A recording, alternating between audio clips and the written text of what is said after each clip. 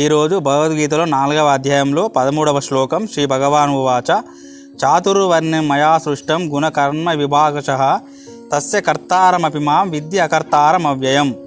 బ్రాహ్మణ క్షత్రియ వైశ్య శూద్ర వర్ణముల వారి గుణకర్మలను అనుసరించి వేరువేరుగా సృష్టించి తిని ఈ సృష్టి కార్యక్రమమునకు నేనే కర్తనైనను శాశ్వతుడను పరమేశ్వరుడు అయిన నన్ను వాస్తవముగా అకర్తనుగా తెలుసుకోవాలని భగవంతుడు అంటున్నాడు. తర్వాతది నమాం కర్మాని లింపంతి నమే కర్మఫలే స్పృహ ఇది మాం యో అభిజానాతి కర్మభి నసబధ్యతే.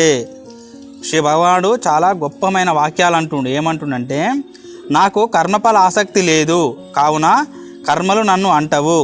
ఈ విధముగా నా తత్వమును తెలిసిన వారు కర్మబద్ధులు కారు. అంటే భగవానుడికి కర్మ చేయాలనేది లేదు. ఇది మనకు 3వ అధ్యాయంలో వస్తుంది, భగవంతుడు కర్మ ఎందుకు చేస్తాడు అనేది. తర్వాతి శ్లోకం ఏవం జ్ఞాత్వా కృతం కర్మ పూర్వైరవి ముముక్షుభిః కురు కర్మైవ తస్మాత్వం పూర్వతరం కృతం.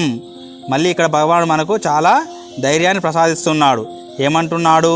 ఓ అర్జున, ప్రాచీనులైన ముముక్షువులు ఈ విధముగా అంటే నా తత్వ రహస్యమును తెలుసుకొని కర్మలను ఆచరించినారు. శ్రీ భగవానుడు చెప్తుండే ఏమంటుండు? భగవంతుడి యొక్క నామాన్ని పట్టుకొని కర్మలు ఆచరించాలని ఇక్కడ మనకు స్పష్టంగా తెలియజేస్తున్నాడు.